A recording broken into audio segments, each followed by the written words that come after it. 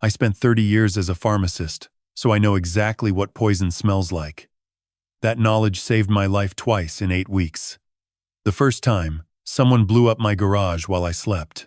The second time, a bottle of whiskey arrived at my door with a note that said, "Get well soon."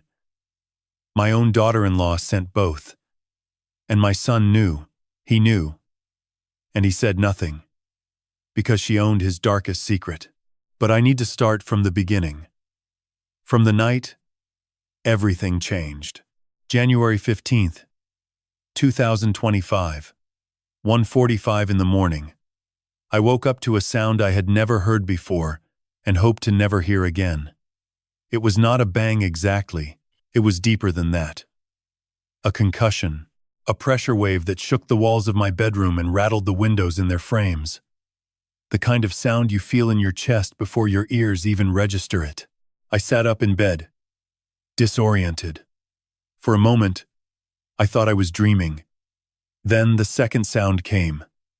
Glass shattering. Somewhere below me, something was breaking apart. I smelled it next. Gasoline. Burning rubber. Hot metal.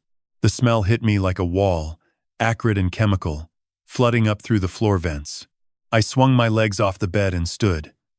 My feet hit the hardwood, and I moved toward the bedroom door on instinct. I grabbed the handle and pulled it open. The hallway was filled with smoke. Not thin wisps. Thick, black, rolling clouds that stung my eyes and burned my throat the moment I inhaled. I coughed hard and stumbled back into the bedroom, slamming the door shut. Think. I was 66 years old, retired, living alone in a 2-story colonial in the Dilworth neighborhood of Charlotte, North Carolina. My wife Susan had passed away 2 years earlier. My son Kevin lived across town with his wife Jenna, and my garage was directly below the guest bedroom on the first floor, attached to the house by a shared wall. The garage was on fire. I could hear it now. The roar of flames eating through wood and drywall. The crackling of paint blistering on metal. Something heavy collapsed with a crash that shook the floor beneath my feet. The fire was spreading. Fast. I pressed my hand against the bedroom door. Hot. Not scalding, but hot enough to tell me the hallway was no longer an option. The stairs were at the end of that hallway, and between me and them was a wall of smoke and fire climbing from the first floor. I turned to the window. My bedroom was on the second floor, facing the backyard. Below was a patch of frozen January grass, maybe 12 feet down, maybe 14. I had never measured it. I had never needed to. I crossed the room in 4 steps and grabbed the window latch. My hands were shaking. The latch was old, brass, and it stuck the way old things stick. I twisted hard and felt it give. I shoved the window up. Cold air rushed in, sharp and clean, and I gasped it into my lungs. Behind me, I heard the bedroom door creak. The fire was pressing against it now. The wood was warping from the heat. I looked down. The ground was dark. I could see the outline of the lawn, the edge of the patio, the bare branches of the dogwood tree Susan had planted 10 years ago. 12 feet. Maybe more. I was 66 years old with a body that creaked when I climbed stairs. But the alternative was staying in a burning house. I sat on the windowsill and swung my legs out. The cold hit my bare shins like a slap. I was wearing pajama pants and a thin undershirt. No shoes, no coat. I gripped the window frame with both hands, lowered myself as far as my arms could reach, and hung there for a moment. My fingers burned against the cold wood. My shoulders ached. Below me, the frozen ground waited. I let go. The fall lasted less than a second, but I felt every fraction of it. The wind, the weightlessness, the terrible certainty that something was about to break. My feet hit the ground, and my left ankle folded sideways with a sound like a dry branch snapping. Pain exploded up my leg, white and blinding, and I crumpled onto the frozen grass. My shoulder hit the earth. My head bounced off something hard, and then I was lying on my back, staring up at the sky, my ankle screaming, my lungs burning, and above me, My house was glowing orange against the January darkness. I rolled onto my side and looked up. Flames poured from the garage. The entire first floor on that side of the house was engulfed. Windows shattered outward, spraying glass across the driveway. The roof above the garage was already sagging, the shingles curling and blackening as fire licked through from below. 30 years. I had lived in that house for 30 years. Susan and I bought it when Kevin was 4 years old. We painted the shutters together. We planted that dogwood tree together. We sat on that porch together every evening for 28 years until the cancer took her. And now it was burning. I tried to stand. My left ankle buckled immediately, and I went down again, hard, biting back a scream. Something was very wrong with that ankle. Broken. I knew it the way you know certain things without needing a doctor to confirm them. The angle was wrong. The pain was too sharp, too specific. I crawled. On my hands and one good knee, I dragged myself across the frozen lawn, toward the front of the house, toward the street, toward anywhere that was not here. The grass was stiff with frost, and it scraped my palms raw. Every movement sent a fresh wave of agony up my left leg. But I kept moving because the fire was spreading, and the heat on my back was growing stronger. I made it to the driveway. The concrete was ice cold under my hands. I pulled myself to the sidewalk and collapsed against the mailbox post, breathing hard, shaking from cold and pain and adrenaline. From here, I could see the full picture. My home, the house where I raised my son, where I buried my wife's memory into every room, was being consumed. Fire had spread from the garage to the living room. I could see it through the front windows, orange and hungry, devouring everything it touched. A porch light came on across the street. Then another. A door opened. Someone was shouting. I heard my neighbor, Mrs. Patterson, screaming into her phone. There is a fire. The house is on fire. Please send someone. I reached for my phone. By some miracle, I had grabbed it from the nightstand when I woke up. Force of habit. 66 years of keeping my phone within arm's reach. My hands were trembling so badly I could barely unlock the screen. I found Kevin's name and pressed call. It rang. Once. Twice. 3 times. 4. 5. Then his voice, thick with sleep, confused. Dad. What? What time is it? Kevin. My voice came out raw, scraped thin by smoke and pain. Kevin, there has been an explosion. The house is on fire. I need help. I am on the sidewalk. My ankle is broken. I need you to come get me. Silence on the other end. Then I heard movement, sheets rustling, a sharp breath, and then another voice in the background. Jenna. I could not hear her words, but her tone was unmistakable. Quick, urgent, commanding, like she was giving instructions. When Kevin spoke again, his voice had changed. It was not the sleepy confusion of a man woken at 2 a.m. It was something else. Something I did not recognize at first. His words came out tight, almost breathless, as if someone had wrapped a hand around his throat. Dad, He stopped. I heard him swallow.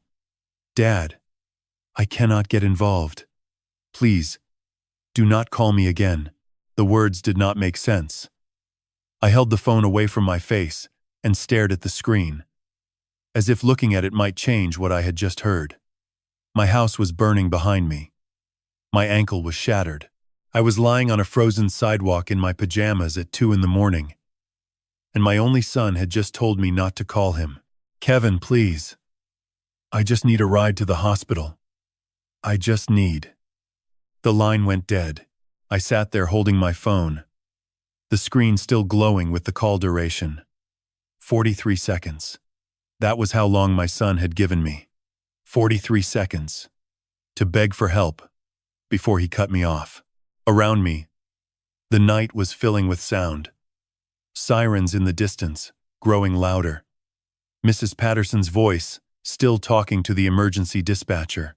another neighbor. A man I recognized but could not name, running across the street toward me, with a blanket in his hands. "Are you okay? Are you hurt? Do not move. I am going to help you." He draped the blanket over my shoulders. It smelled like fabric softener and felt like the warmest thing I had ever touched. I pulled it tight around myself and watched the fire trucks turn onto my street, red and blue lights cutting through the darkness. They pulled up fast. 4 firefighters jumping out before the truck fully stopped. Hoses unrolled. Orders shouted. Water hit the flames with a hiss that sent steam billowing up into the night sky. But it was too late for most of the house. I could see that already. The garage was gone. The living room was gone. The kitchen where Susan used to make her lemon chicken on Sunday evenings was gone. The hallway where we hung Kevin's school photos, kindergarten through senior year, was gone. A paramedic knelt beside me. "Sir, can you hear me? Where are you hurt?" I pointed to my ankle. She looked at it, and her expression tightened. "Okay, we are going to get you to the hospital. Can you tell me your name?" "Donald Mercer," I said. "This is my house." She nodded, looked back at the fire. "I am sorry, Mr. Mercer. I spent the rest of that night at Atrium Health Mercy. They set my ankle, wrapped it in a cast from mid-calf to toe, gave me painkillers that made the world go soft and distant. A nurse asked if I had family she could call. I told her no. She looked at me with the kind of pity that makes you feel smaller than the pain does. At some point, maybe 4 in the morning, maybe 5, I lay in the hospital bed, staring at the ceiling tiles, and replayed Kevin's words. "Dad, I cannot get involved. Please do not call me again." I had raised that boy. I had coached his little league team. I had taught him to drive in the parking lot behind the grocery store on 7th Street. When Susan was diagnosed, Kevin was 29, and he had driven home every single weekend for 7 months to help me care for her. He had held her hand at the end. He had cried in my arms at the funeral like he was 5 years old again. That was my son. That was who Kevin was. But the man on the phone tonight was someone different. And the more I replayed those 43 seconds, the more I noticed something I had missed in the moment. Kevin's voice had not been cold. It had not been dismissive or angry or indifferent. It had been shaking. The way a person's voice shakes when they are afraid. Not afraid for me. Afraid of something else entirely. "I cannot get involved." Not "I do not want to." Not "figure it out yourself." Cannot. As if something was preventing him. As if there were consequences for helping me that I could not see. And then there was Jenna's voice in the background. That sharp, commanding tone. The way Kevin's entire demeanor had shifted the moment she spoke. Before Jenna, he had been confused, half asleep, reaching for coherence. After Jenna, he had been a different person. Robotic. Reciting lines. "Please do not call me again." That was not the language of a son who did not care. That was the language of a man delivering a message. A man who had been told exactly what to say. I stared at the ceiling. The painkillers were pulling me toward sleep, but my mind would not stop turning. Something was very wrong with Kevin. Something was very wrong with his marriage. And somewhere in the back of my mind, a memory was surfacing. 3 weeks before the fire, Jenna had called me. She had been sweet, cheerful, the perfect daughter-in-law. "Dad, your internet has been acting up, right?" Kevin mentioned it. "Let me come by and take a look. I am pretty good with routers." She had come over on December 28th. Arrived at 6 in the evening. Left at 8:15. 2 hours and 15 minutes in my house alone with me, except I had not been with her the whole time. I had been upstairs watching television while she worked on the router in my office. My home office. Where my filing cabinet sat. Where my insurance documents were stored. Where 30 years of signatures lived in neatly labeled folders. 2 hours. Alone. In my house. I closed my eyes. The painkillers finally won, and I drifted into a black, dreamless sleep. But even as consciousness faded, one thought remained, burning brighter than the fire that had taken my home. My son was not cruel. He was scared. And Jenna had been in my house for 2 hours. Alone. 3 weeks before someone blew up my garage. The hospital discharged me the next morning. I stood in the lobby on crutches with a cast on my left leg, wearing borrowed scrubs because my pajamas had been taken as evidence. I had no wallet, no keys, no coat, no home to return to. Everything I owned was either ash or locked behind yellow police tape. I had not called Kevin again. Part of me wanted to, but I kept hearing that tremor in his voice, that fear, and I kept hearing Jenna's sharp command in the background. So I called the only other person in the world I trusted completely. Raymond Holt answered on the second ring. His voice was steady, low, unhurried. The voice of a man who spent 22 years in the Marine Corps and never quite lost the discipline. Henry. What is wrong? Raymond had called me Henry since the day we met, 35 years ago. A joke from our first conversation that stuck. I never corrected him. My house burned down last night, I said. I am at Atrium Health. I do not have anywhere to go. 1 second of silence. Then Raymond said, I am on my way. Do not move. He hung up. 20 minutes later, his old blue Ford pickup pulled into the parking lot. Raymond was 68, silver-haired, with a jaw carved from granite and hands that could still crack walnuts without a tool. When he saw me on crutches and hospital scrubs, his expression did not change. He took the plastic bag of belongings the nurse had given me and said, Let us go home. Raymond's house was a 1-story ranch in Plaza Midwood, about 15 minutes from where my house used to stand. Small, but clean. 2 bedrooms, 1 bathroom, a kitchen that smelled permanently of coffee. His wife Marlene had died of a stroke 6 years ago. Since then, he lived alone with a 12-year-old beagle named Sergeant, who greeted me at the door with a slow tail wag. He helped me to the guest room. The bed was made with military corners. A glass of water sat on the nightstand. He had prepared before arriving. That was Raymond. No drama, just action. He brought scrambled eggs and toast without asking. I ate because he needed me to. And while I chewed, I thought about Susan. My wife would have known what to do. She always did. When I lost my biggest pharmacy client in 2008 and thought we might go under, Susan sat with me and said, We will figure it out. We always do. But Susan had been gone 2 years now. A heart attack. One morning, she was making coffee. The next, she was on the kitchen floor. I found her when I came downstairs. After Susan, Kevin became my anchor. He called every day for months, came over every weekend. We grieved together the way men do, silently, side by side. Then he met Jenna Cole, 29 years old, pretty, charming. She worked at a real estate office downtown. Kevin introduced her at a dinner 2.5 years ago. She was polite, complimented Susan's photo on the mantel, brought wine, helped clear the table. I liked her. They married 7 months later.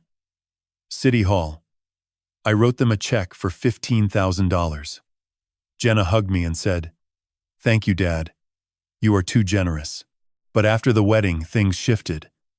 Kevin stopped calling every day. Visits grew shorter. Conversations became surface level. How is work?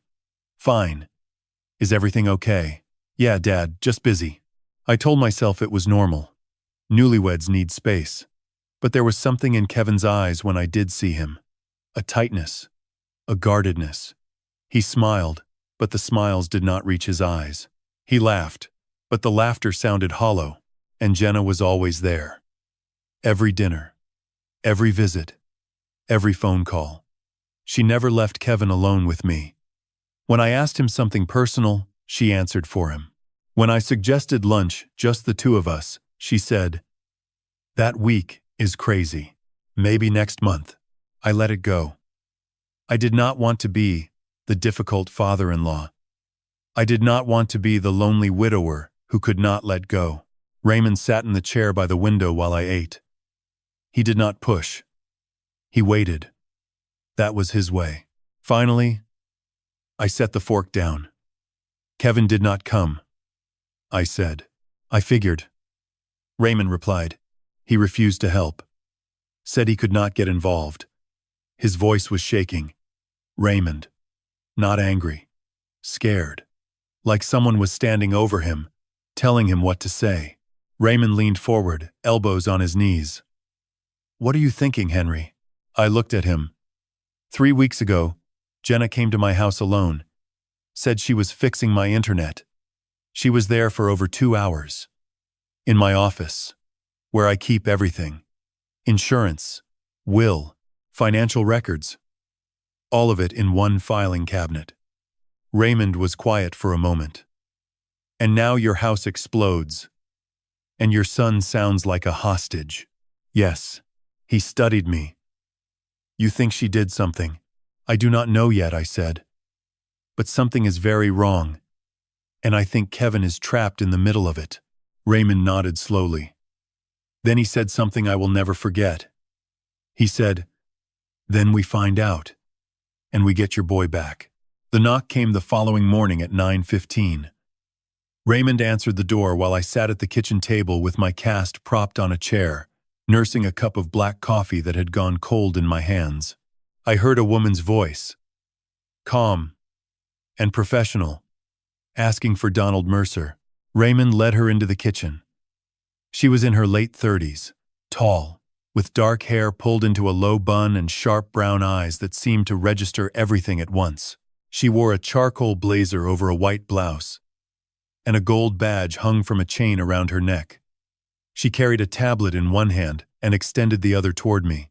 "Mr. Mercer, I am Detective Natalie Voss, Charlotte-Mecklenburg Police Department, Arson and Explosives Investigation Unit. I have been assigned to your case." I shook her hand. Her grip was firm and brief. She sat across from me and placed the tablet face down on the table. Raymond leaned against the counter, arms crossed, watching. "Mr. Mercer," Natalie said, "I am going to be direct with you. Your house fire was not an accident. I had suspected. Since the moment I smelled gasoline that night, since the moment I heard that deep concussive boom, some part of me had known this was not a faulty wire or a gas leak. But hearing it said aloud by a detective with a badge made it real, in a way my own suspicions had not. "What happened?" I asked. She turned the tablet over and swiped to a photograph. The image showed a piece of twisted metal, blackened and partially melted but still recognizable as a mechanical device. Wires protruded from one end. A small circuit board was visible beneath the charring. "This was recovered from the debris in your garage," Natalie said. "It is an electronic ignition device, commercially available components. A timer switch, a spark module, and a fuel line connector. Someone attached this to the fuel line of your vehicle. They set the timer to activate at 1:45 in the morning." I stared at the photograph. The device looked crude, homemade, but effective. "When the timer activated," Natalie continued, "it opened the fuel line and simultaneously triggered the spark module. Your car's gas tank ignited. The explosion ruptured the shared wall between your garage and the house, and the fire spread from there." She swiped to another image. A wide shot of my garage, or what remained of it. Charred beams, melted siding. The skeletal frame of my car, unrecognizable except for the shape. "Whoever did this knew your routine," Natalie said. "They knew which vehicle was yours. They knew your garage was attached to your home. They knew the layout well enough to place the device where it would cause maximum damage. And they chose 1:45 in the morning because that is when you would be in your deepest sleep cycle, least likely to wake up in time." The words settled over me like a weight. Someone had studied my life. Someone had calculated the best way to end it. "Mr. Mercer, do you have any enemies? Anyone who might want to harm you?" I shook my head. "I am a retired pharmacist. I ran a small independent pharmacy for 30 years. I sold it 3 years ago when my wife passed. I do not owe anyone money. I do not have conflicts with neighbors. I have lived a quiet life. Natalie nodded, writing something on the tablet with a stylus. What about family? The question hit differently than she probably intended. My son, Kevin. We are not on good terms right now. How so? I hesitated. Then I told her about the phone call. The 43 seconds. The tremor in Kevin's voice. The sharp tone of Jenna in the background. The words, I cannot get involved. Please do not call me again. Natalie listened without interrupting. When I finished, she asked, Has Kevin ever been violent toward you? Threatened you? No. Never. Kevin is gentle. He has always been gentle. That is why his voice on the phone bothered me so much. It did not sound like him. It sounded like someone reading from a script. And his wife, Jenna. Jenna Cole Mercer, I said. They have been married about 2 years. What is your relationship with her? I thought carefully. Fine on the surface. She is polite, attentive. But she has slowly isolated Kevin from me over the past 2 years. And 3 weeks before the fire, she came to my house, alone. Said she was fixing my internet router. She was there for over 2 hours. Natalie's eyes sharpened. 2 hours. Where in the house was she? Mostly downstairs. My home office. The garage is accessible from a door in the office hallway, she wrote quickly. So she had access to the garage. Yes. And to my filing cabinet. My financial documents. Insurance papers. Everything. Natalie looked up from the tablet. Mr. Mercer, do you have any security cameras at your home? I nodded. A Ring doorbell on the front door. And I had a motion-activated camera in the garage. I installed it 2 years ago, after some tools went missing from the neighborhood. Natalie leaned forward slightly. Both cloud stored. Yes. Good. I am going to need access to that footage immediately. Specifically everything from December 28th when your daughter-in-law visited. She paused and held my gaze. And I want to see exactly what she did in that garage. Raymond shifted against the counter. His jaw was tight. He did not say a word. But I could feel the anger radiating off him like heat from a furnace. Natalie stood, tucking the tablet under her arm. Mr. Mercer, I want you to understand something. Whoever built this device, they were not a professional. The components are basic, available at any auto parts store or hardware shop, but the placement was deliberate. The timing was precise. This was planned by someone who had physical access to your home and enough time to install it without being noticed. She looked at me and I saw something beneath the professional calm. Sympathy.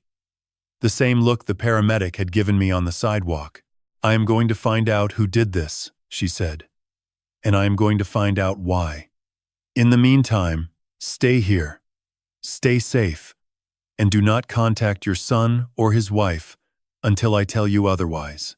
She left her card on the table and Raymond walked her to the door.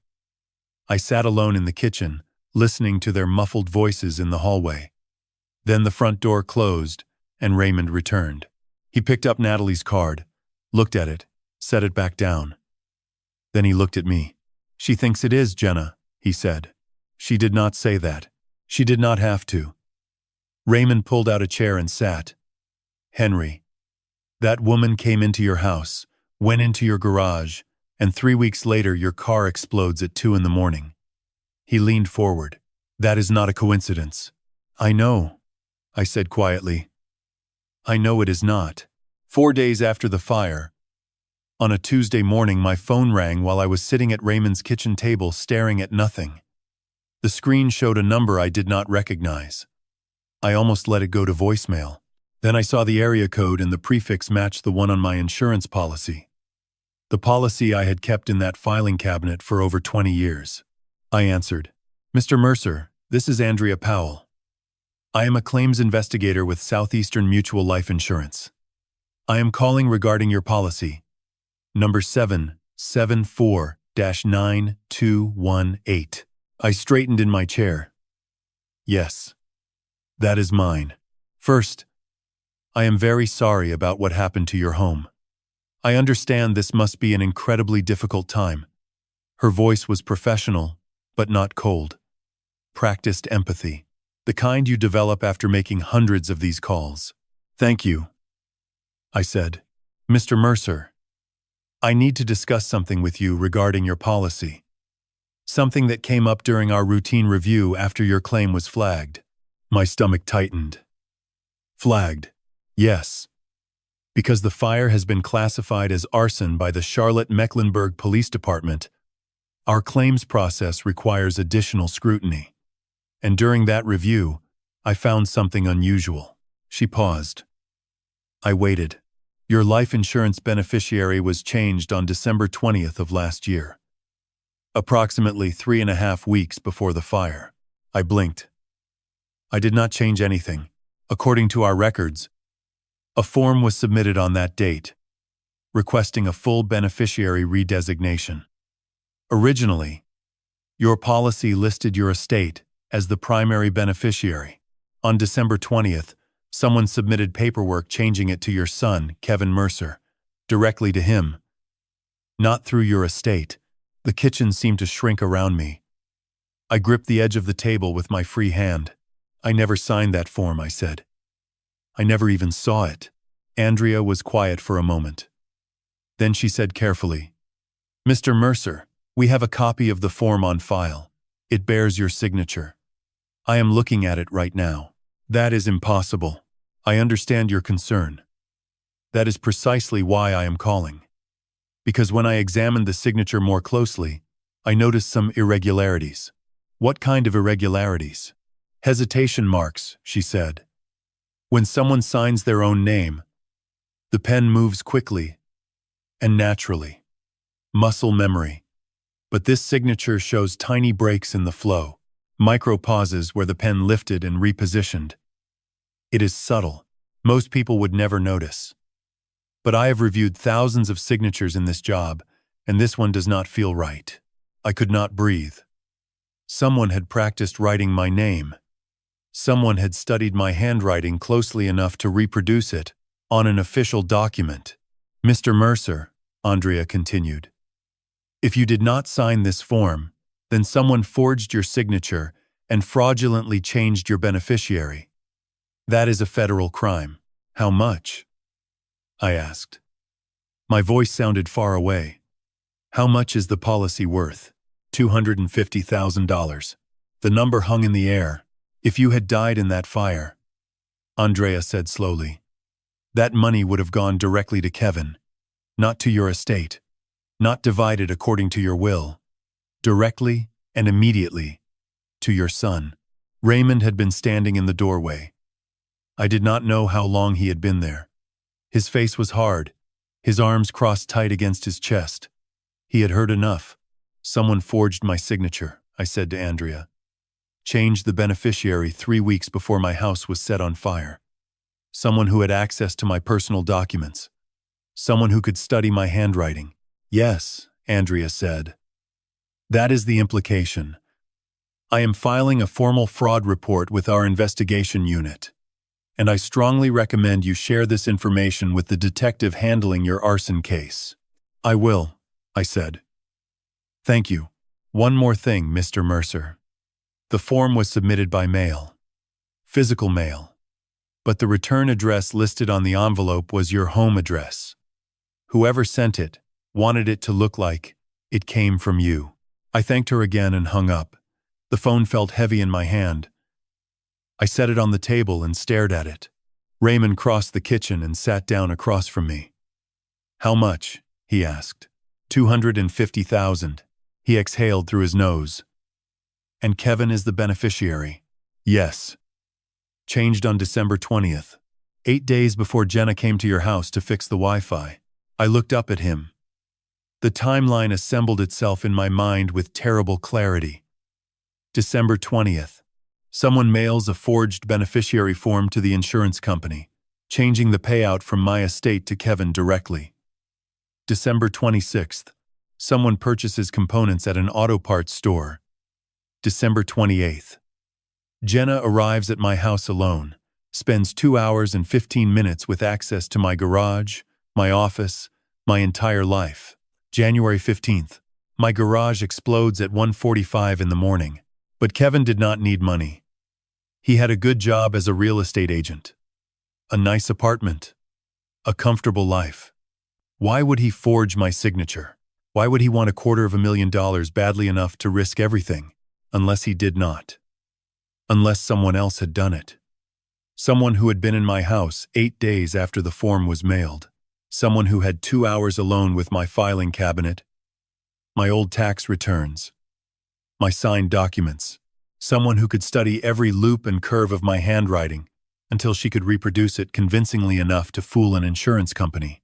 Jenna, I said. Raymond nodded. Jenna. 1 week after the fire, Natalie Voss came back to Raymond's house. This time she carried a laptop under her arm and a manila folder tucked against her side. Her face was different from the first visit, less careful, more certain, the look of someone who had found what she was looking for and did not like what it showed. She sat at the kitchen table across from me. Raymond stood by the counter. Natalie opened the laptop, angled the screen toward me, and said, "I pulled your camera footage, Ring doorbell, and the motion sensor in your garage. Both cloud stored, both still accessible." She clicked a file.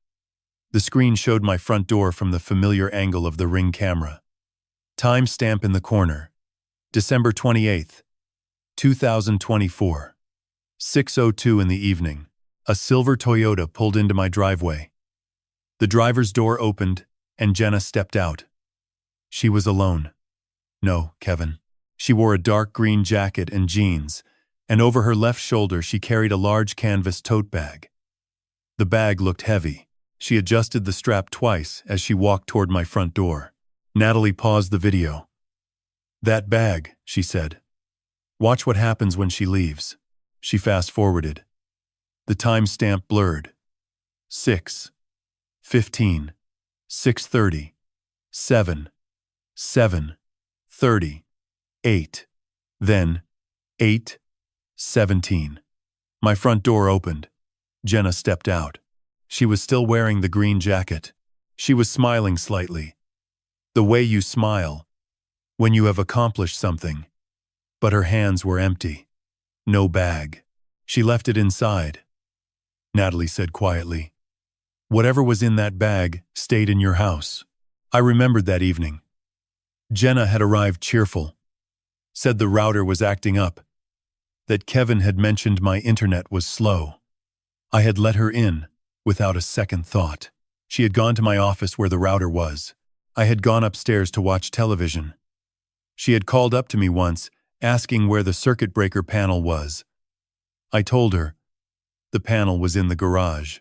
"The garage," I said. Natalie nodded and opened a second video file. This one was grainier, lower quality. The motion-activated camera I had installed in the garage 2 years prior. Black and white footage. Slightly fish-eyed. Timestamp. December 28th. 7:41 in the evening. The garage door from the inside hallway opened. Jenna stepped through. She moved quickly, purposefully. She walked to my car, a dark blue Honda Accord, and popped the hood. She propped it open, and then knelt beside the front of the car, reaching underneath. She pulled something from the tote bag. I could not see clearly what it was, but the shape was angular, mechanical. She worked beneath the car for 11 minutes. Natalie had timed it. 11 minutes of Jenna on her knees beside my engine, her hands moving with the kind of focus that suggested she had practiced this, rehearsed it. At 7:52, Jenna stood, closed the hood, picked up the tote bag, which now looked lighter, and walked back through the hallway door. The motion camera deactivated 30 seconds later. 11 minutes, Natalie said. That is how long it took her to install the ignition device on your fuel line. I sat back in my chair. My chest felt tight. I had been upstairs watching a basketball game while my daughter-in-law was in my garage rigging my car to explode. Natalie closed the video and opened the manila folder. She pulled out a printed photograph and slid it across the table. This is from an AutoZone on South Boulevard. December 26th, 2 days before she came to your house. The photo was a still frame from a security camera. It showed a woman at a register. The angle was from above and behind, but the face was visible in profile. Dark hair, sharp jawline, green jacket. Yenna. She paid cash, Natalie said. $46.27. The items purchased were a fuel line connector, an electronic igniter module, and a pack of zip ties. The store confirmed the transaction through their inventory system. She placed a second printout next to the first. A copy of the store receipt, reconstructed from their digital records. The items. The total. $46.27. Paid. Cash. December 26th at 3:14 in the afternoon. Same bag, Natalie said, tapping the tote in the Ring doorbell screenshot. Same woman. 2 days apart. She buys the components on the 26th. She installs them on the 28th. And 19 days later, your house explodes. Raymond had not moved from the counter. His knuckles were white against the edge of the formica.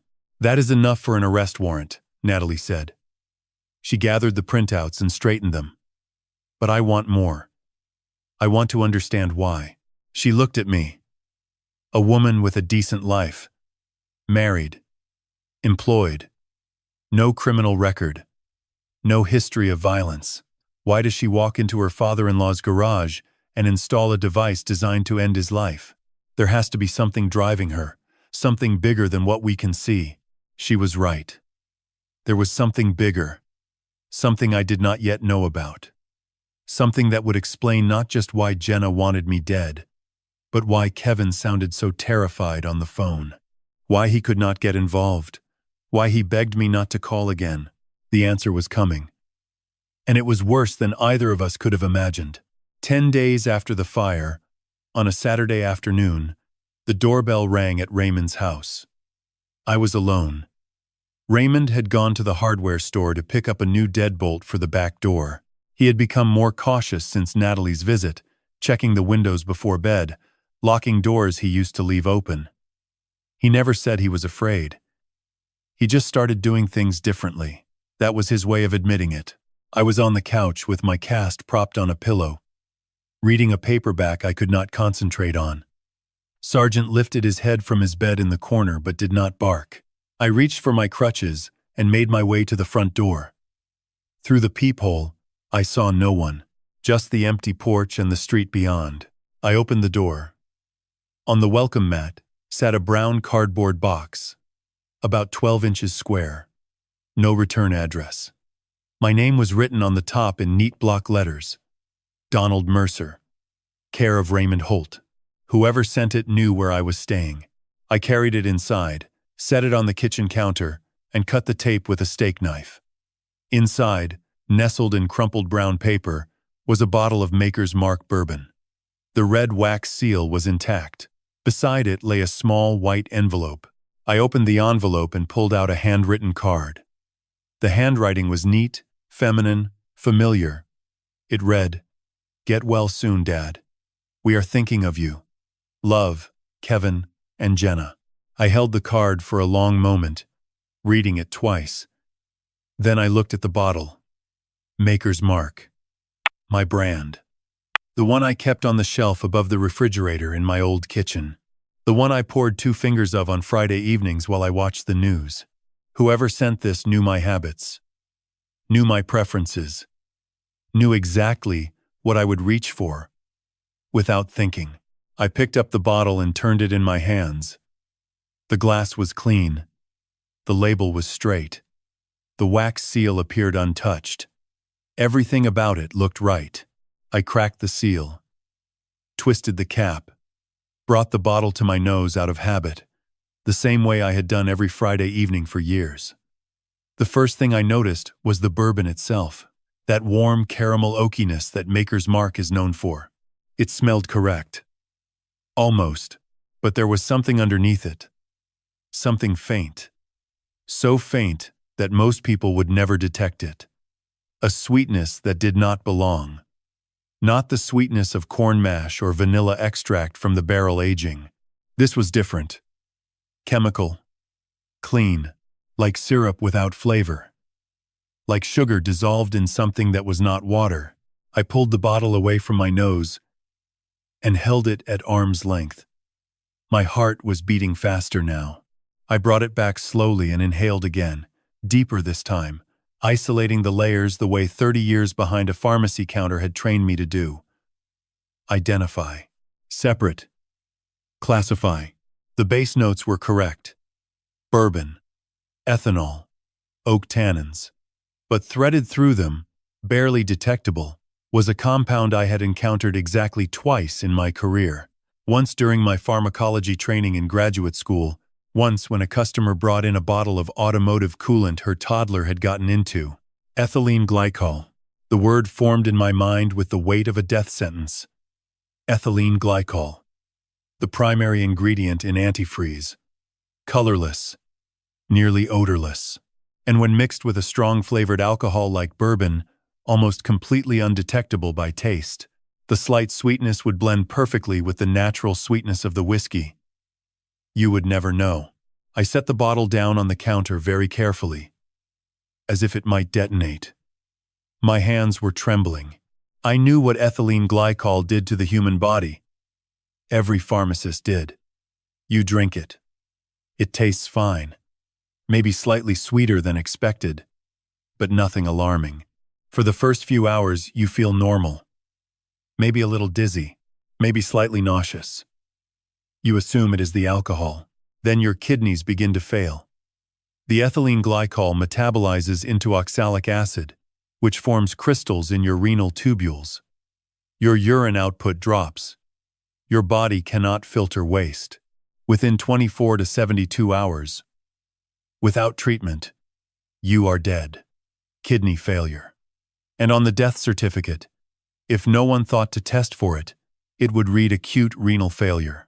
Natural causes. An old man with a history of high blood pressure and grief, who drank too much after losing his home. No one would question it. No one would investigate. The insurance would pay out without delay. I stepped back from the counter. My crutch caught on the edge of the rug and I stumbled, catching myself against the refrigerator. My breathing was ragged. My pulse hammered in my temples. Someone had sent me a bottle of poisoned whiskey. Someone who knew my brand. Someone who knew where I was staying. Someone who had written a sweet note and signed it with love. Get well soon, Dad. I thought about the fire. The igniter device installed with precision. The timer set for 1:45 in the morning. That attempt had been violent, loud, obvious. The kind of thing that triggers an arson investigation. The kind of thing that raises questions. This was different.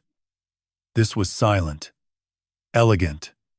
Designed to leave no trace. No explosion. No police tape. No investigation. Just a lonely old man who drank himself to death after his house burned down. A tragedy. Not a crime. Whoever did this had learned from the first attempt. They had adapted. Evolved. The fire had failed because it was too dramatic, too detectable. So they pivoted to something quieter, something that looked like natural causes, something that would slip past everyone. Everyone except a pharmacist who had spent 30 years learning what poisons smell like. I grabbed my phone from the counter and dialed Natalie's number. She answered on the third ring. "Detective," I said. "I need you to come here right now. Someone just tried to kill me again." Natalie arrived in under 30 minutes. She walked into Raymond's kitchen wearing latex gloves she had pulled on before touching the doorknob. She looked at the bottle on the counter, the open card beside it, and then at me. Her expression was controlled, but I could see the tightness around her jaw.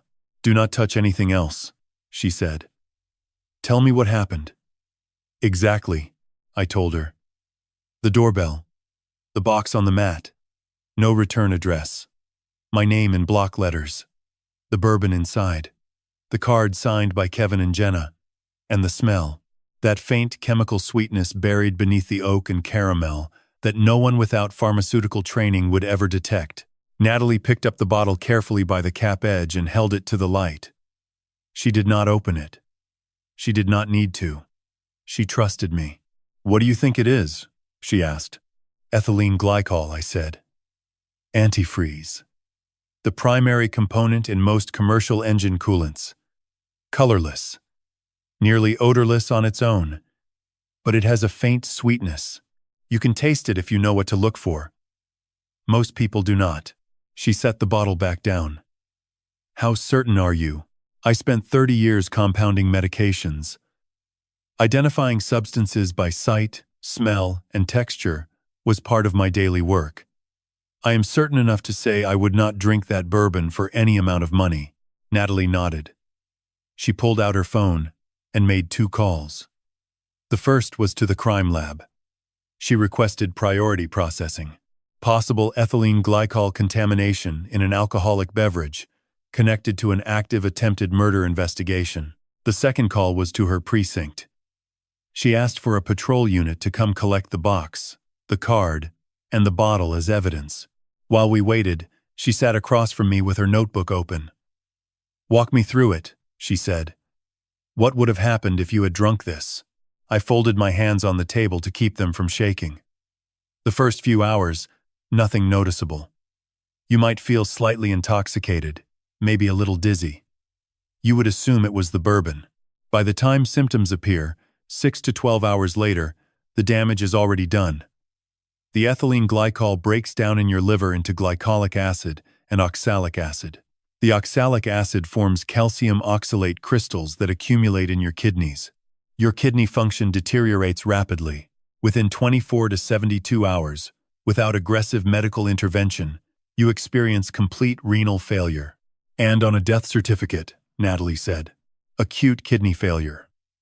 Possibly attributed to pre-existing conditions, stress, age, alcohol consumption after a traumatic event. Without specific toxicology testing for ethylene glycol, which is not standard in a routine autopsy, no one would suspect foul play. She wrote quickly. "A perfect murder," she said. If it worked, I repeated. And it very nearly did.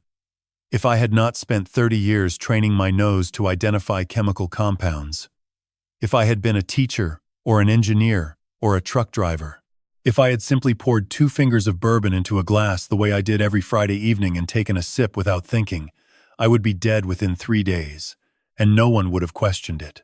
Raymond came home while the patrol unit was collecting the evidence. He stood in the doorway watching officers seal the bottle in a plastic bag, and his face went through several emotions in quick succession. Confusion, understanding, rage. He looked at me and I shook my head slightly. Later, after the officers left, Natalie remained. She sat at the table with her notebook closed, her hands folded, looking at me with an expression I had not seen from her before. Something between respect and deep concern.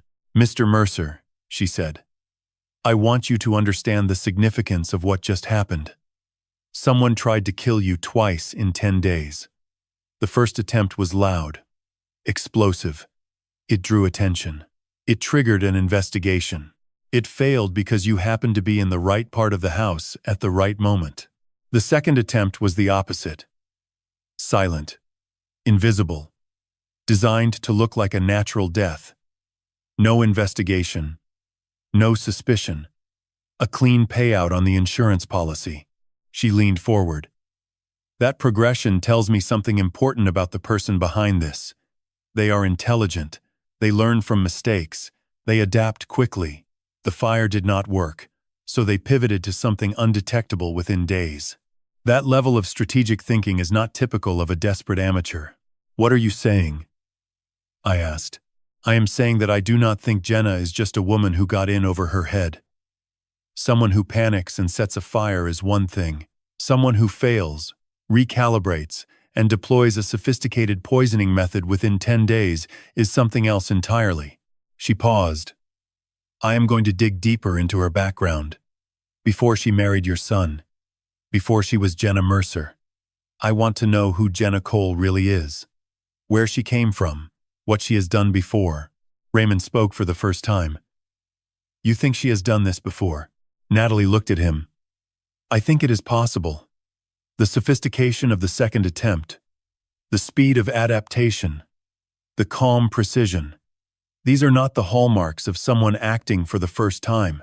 The room was silent. Sergeant padded in from the hallway and lay down at my feet. I reached down and scratched behind his ears. My hand was still trembling. There is something else driving her, Natalie said. Something beyond the insurance money. The $250,000 is the mechanism, not the motivation. I need to find what is underneath. She stood and gathered her notebook. I will have the lab results within 48 hours. In the meantime, do not accept packages. Do not eat or drink anything that arrives without you personally purchasing it. And do not contact Kevin or Jenna. She paused at the door. Your training saved your life today, Mr. Mercer. 30 years behind that counter. She shook her head. Most people would have poured a glass and never thought twice. I know, I said. That is what terrifies me. 3 days later, Natalie called at 8 in the morning. Her voice was clipped. Efficient. The voice she used when she had found something significant and did not want to discuss it over the phone. Mr. Mercer, can you come to the precinct this morning? I have the results of the background investigation on Jenna. Raymond drove me. The Charlotte-Mecklenburg Police Department was a concrete building downtown, institutional and gray. Natalie met us in the lobby and led us to a small conference room on the second floor. The table was covered with printed documents, bank statements, phone records, and photographs arranged in careful rows. She closed the door and sat across from us. Then, she began. Jenna Cole Mercer, she said. Born Jenna Marie Cole. 31 years old. Grew up in Raleigh. Moved to Charlotte 4 years ago. No criminal record. No arrests. Clean on the surface. She pulled a sheet from the stack. But 3 months ago, I pulled her financial records through the warrant we obtained for the insurance fraud investigation. And this is what I found. The document was a bank statement. Not from a traditional bank. From an online gambling platform called BetNow. The account was registered under the name Jenny Cole. Same social security number. Same date of birth. Same email address. Natalie pointed to the transaction history. The account was opened 7 months ago. For the first 2 months, the activity was moderate. Small bets. $50. $100. Then it escalated. By month 3, she was placing bets of $500 to $2,000 daily. Sports.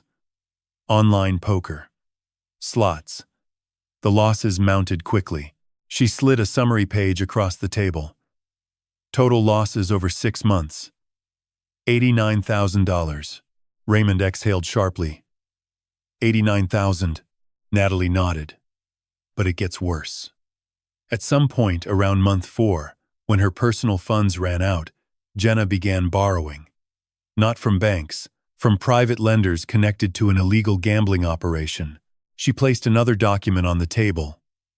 A series of text messages recovered from a phone number linked to a man named Marcus Webb. Webb was a mid-level enforcer for an underground betting ring operating out of the Charlotte area. The messages were chilling in their casual brutality. The first, dated November 15th. Payment overdue. You have until December. The second, December 3rd. Last warning, Jenny. Pay what you owe or we come to your house. The third, January 2nd. February 1st is the deadline. After that, we do not send messages. Natalie let me read them twice. Then she said, Jenna owed $89,000 to people who do not file lawsuits. They collect in person. Her deadline was February 1st. Your house exploded on January 15th. I felt sick. She did the math. I said quietly, yes. Your life insurance is $250,000. Your house, paid off. was worth roughly $300,000. Your savings and retirement accounts total approximately $100,000. If you died, Kevin inherits everything as your sole heir. That is $650,000. More than enough to pay off the gambling debt, pay off Marcus Webb, and start over. The numbers were obscene. My entire life, every dollar I had earned and saved over 66 years, reduced to a spreadsheet that justified my murder. But Natalie was not finished. She reached for a separate folder, thinner than the others, and placed it in front of me. "Mr. Mercer, I need to show you something else. This is the part that explains your son." I opened the folder. Inside was a screenshot of a text message conversation. The messages were between two phone numbers. Natalie had labeled them. One was Jenna's personal cell, the other was Kevin's. The first message was from Jenna to Kevin, dated October 22nd, 2024, 3 months before the fire. It contained an image attachment. I looked at the photograph. It was a birth certificate. State of North Carolina. Child's name, Lily Marie Reed. Date of birth, March 14th, 2021. Mother, Samantha Jane Reed. Father, Kevin Michael Mercer. I stared at it. The letters seemed to rearrange themselves on the page. Kevin. Father. Lily. 4 years old. Below the image, Jenna had written, "I found this in your email. You have a daughter. You have been hiding from everyone. Your father, your employer, everyone. If you do not do exactly what I say, everyone finds out. Your career, your reputation, your family, everything gone." Kevin's response came 2 hours later. A single word. "Please." Jenna's reply. "No arguments, no questions. You do what I tell you." Starting now, I closed the folder. My hands were shaking. Not from fear this time. From something else entirely. Something between rage and grief. And a terrible, overwhelming clarity. Kevin had not chosen his wife over me. He had not abandoned me. He had not stood by while someone tried to end my life because he did not care.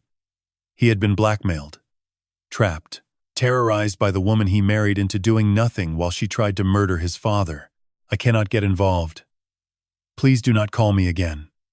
Those were not the words of a son who had turned his back. Those were the words of a man with a gun to his head, a man who was told exactly what to say and what would happen to him if he deviated from the script.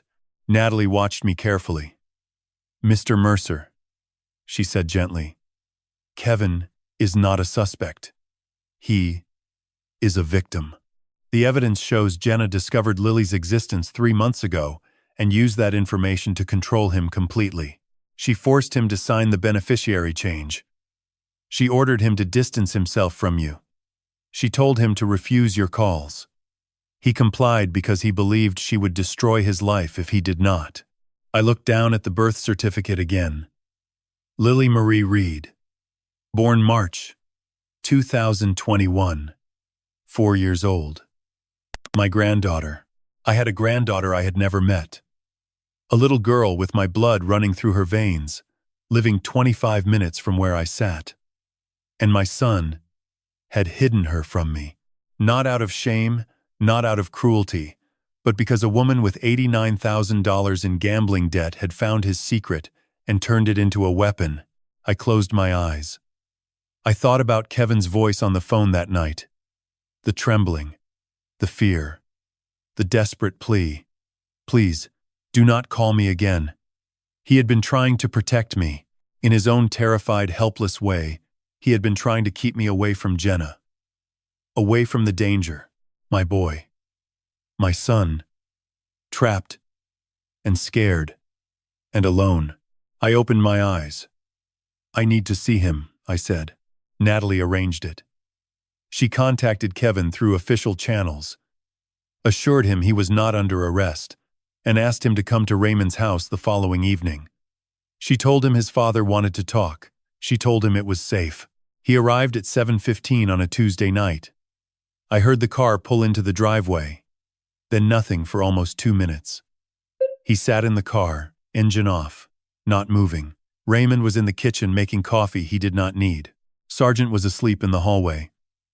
I sat at the kitchen table and waited. Finally, the car door opened and closed. Footsteps on the porch. A pause. Then a knock. So quiet I almost missed it. Raymond looked at me. I nodded. He went to the door. Kevin stood on the porch in the yellow glow of the light. He looked terrible. He had lost weight. Maybe 15 pounds. His cheeks were hollow. The skin beneath his eyes was dark, bruised-looking, the kind of shadows that come from weeks without proper sleep. His hair was uncombed. His jacket hung loose on his frame. He looked like a man who had been carrying something too heavy for too long. He did not look at Raymond. He looked past him, into the hallway, searching for me. "Come in," Raymond said quietly. He stepped aside. Kevin walked in slowly. When he reached the kitchen doorway and saw me sitting at the table with my cast propped on a chair, he stopped. His mouth opened, but nothing came out. His eyes were already red. "Sit down," I said. He crossed the kitchen and pulled out the chair across from me. He sat. His hands were in his lap, clenched together, knuckles white. He still could not look at me directly. His gaze kept dropping to the table, to his hands, to the floor. Raymond set 2 cups of coffee on the table and then left the room without a word. The kitchen was silent, except for the hum of the refrigerator and the distant sound of Sergeant snoring in the hall. I let the silence hold for a moment. Then I spoke. "Kevin, look at me." He raised his eyes. They were filled with something I had never seen in my son before. Shame. Deep, crushing, unbearable shame. "I know about Lily," I said. The effect was immediate. His entire body flinched as if I had struck him. His breath caught. His jaw trembled. He pressed his hands flat against the table to keep them from shaking. "I know about Samantha," I continued. "I know Lily is 4 years old. I know she lives in Concord. And I know Jenna found out 3 months ago and has been using it to control you ever since." Kevin's composure broke. Not slowly, not gradually, but all at once, like a dam giving way. His face crumpled. His shoulders folded inward. He covered his face with both hands, and a sound came out of him that I had not heard since he was a small boy. A sob. Raw, and broken, and desperate. "Dad," he choked.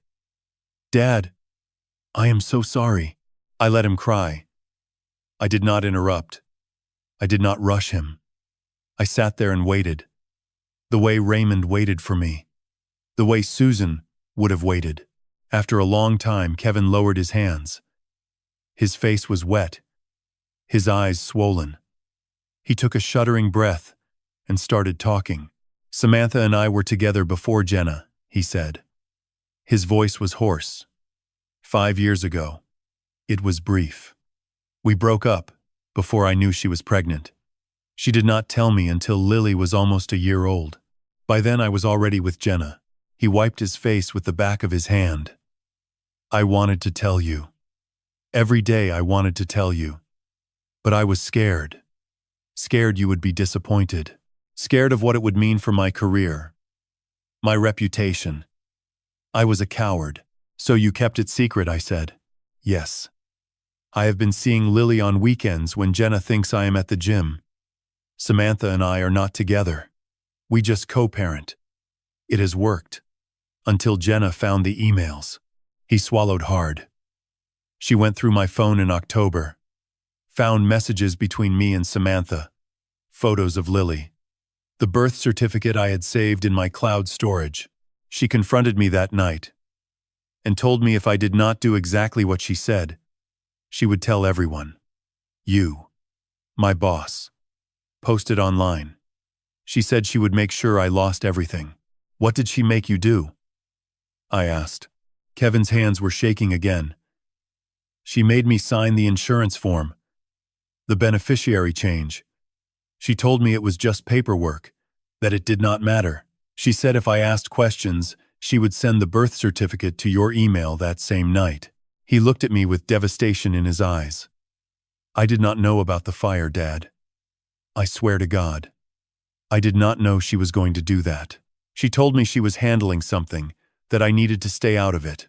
She said if you called, I had to tell you I could not help. She wrote the words down for me, made me rehearse them. I cannot get involved. Please do not call me again. Kevin nodded, tears streaming. She was standing right next to me when you called that night. She was watching, making sure I said exactly what she told me to say. And when I hung up, she took my phone and said, "Good boy." Just like that, like I was her pet. His voice broke again. You could have died, Dad. Twice. And I did nothing. I said nothing. Because I was afraid of losing a secret that should never have been a secret in the first place. The kitchen was quiet. The refrigerator hummed. Outside, a car passed on the street, its headlights sweeping briefly across the ceiling. I reached across the table and placed my hand over Kevin's clenched fists. He flinched at the touch, then stilled. Kevin, I said. I have a granddaughter I have never met. A little girl named Lily who shares my blood. And you thought I would hate you for that. He looked up at me. His face was a wreck of guilt and grief. You should have told me, I said. Years ago. We could have faced it together. But I understand why you did not. And I do not hate you. I could never hate you for being a father. Kevin broke again. He leaned forward and his forehead touched the table. His shoulders heaved. I kept my hand on his. I let him fall apart because sometimes that is the only way to put yourself back together. When he finally sat up, he looked different. Lighter. Emptied of something that had been poisoning him as surely as the ethylene glycol in that whiskey bottle. What do we do now? He asked. His voice was raw but steady. We stop her, I said. Together. We stop Jenna. Before she hurts anyone else. Kevin nodded. Whatever you need, Dad. Anything. I will do anything. I squeezed his hand. Good. Because tomorrow, we are meeting Detective Voss and a lawyer named Brenda Lawson, and we are going to set a trap that Jenna will never see coming. The meeting took place on a Wednesday morning in early February. Brenda Lawson's office occupied the 14th floor of a glass tower in uptown Charlotte. The conference room had floor-to-ceiling windows overlooking the city skyline. And from where I sat, I could see the sprawl of neighborhoods stretching south toward Dilworth. Somewhere in that direction was the charred skeleton of my house. Brenda sat at the head of the polished table. She was 45, dark-haired, sharp-featured, with reading glasses perched low on her nose and an economy of movement that suggested she never wasted time. She had spent 18 years as a prosecutor before moving to private practice, and Natalie had told me she was the best in the city for cases involving domestic criminal behavior. Beside her sat Natalie. Across from me sat Kevin, pale but composed. Raymond had stayed home. This was not his fight, he said. But he would be ready when we needed him. Brenda opened a thick folder and spread its contents across the table. She had reviewed everything. The igniter device, the camera footage, the AutoZone receipt, the forged insurance form, the bourbon laced with ethylene glycol, the lab report confirming lethal concentration, the text messages showing Jenna's blackmail of Kevin, the financial records documenting $89,000 in gambling debt. She looked up at me over her glasses. Mr. Mercer, she said, you have a strong case. Very strong. The physical evidence alone would likely result in conviction. The camera footage of Jenna installing the device, combined with the store receipt bearing her image, establishes opportunity and means. She paused. However, a skilled defense attorney will challenge everything. They will argue the footage is inconclusive. They will claim someone else could have sent the bourbon. They will suggest the beneficiary change was a misunderstanding. Evidence can be reframed, reinterpreted, muddied. What do you recommend? I asked. A confession, Brenda said flatly. Jenna admitting what she did and why. On record. That removes all ambiguity.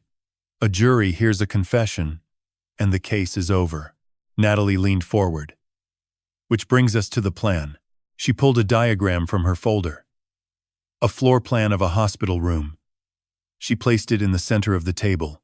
We used the whiskey against her, Natalie said.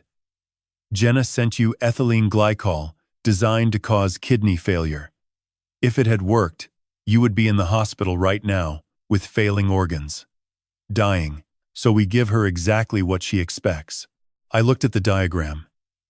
You want me to pretend I am dying? Yes, Natalie said. We admit you to Atrium Health Mercy under controlled conditions. A private room. Monitors. The full setup. But you are healthy. The machines are for show. We create the illusion that the poison worked. Kevin spoke for the first time. I called Jenna. Tell her your kidneys are failing. That the doctors do not know why. That it does not look good. Brenda nodded. Kevin delivers the news. Jenna believes the bourbon did its job. She comes to the hospital. Not to help. To confirm. To watch. And when she gets there, Natalie said, we record everything. Hidden cameras in the room. A wire on Mr. Mercer. Audio and video. We let her sit with you. We let her feel safe. And we see what she says when she thinks you are dying and no one is listening. I studied the floor plan. The room had one entrance. A bathroom to the left. A window overlooking the parking lot. Natalie had marked positions. Camera 1, behind the wall-mounted television. Camera 2 in the overhead light fixture. A backup audio recorder in the bedside table drawer. What if she does not say anything? I asked. Brenda removed her glasses and set them on the table. People like Jenna talk, she said. They cannot help it. When they believe they have won, they need to acknowledge it. They need the victim to know. It is not enough for them to succeed. They need you to understand that they succeeded. She looked at me directly. You will be lying in that bed, looking weak and helpless. She will feel powerful, safe, in control. That is when people make mistakes. Kevin's jaw was tight. What if she tries something? In the hospital. What if she tries to finish it? Natalie pointed to the diagram. 2 plainclothes officers. One disguised as a nurse on the floor. One stationed in the hallway. I will be in the adjacent room monitoring the live feed. If anything goes wrong, if she produces a weapon or attempts to tamper with equipment, we are inside the room in under 15 seconds. She slid a small flat device across the table toward me. Panic button, keep it in your hand under the blanket. 1 press and we come in. I turned it over in my palm. It was the size of a coin. Light. Almost nothing. But it represented the difference between a controlled operation and a disaster. Brenda straightened the papers in front of her. Here is the timeline. Kevin calls Jenna on the morning of February 13th. He tells her, you were admitted overnight. Kidney failure. Doctors are running tests, but the prognosis is poor. He sounds scared. Desperate. Exactly the way a son would sound if his father were dying. Jenna will come, Kevin said quietly. If she thinks the bourbon worked, she will want to see it with her own eyes.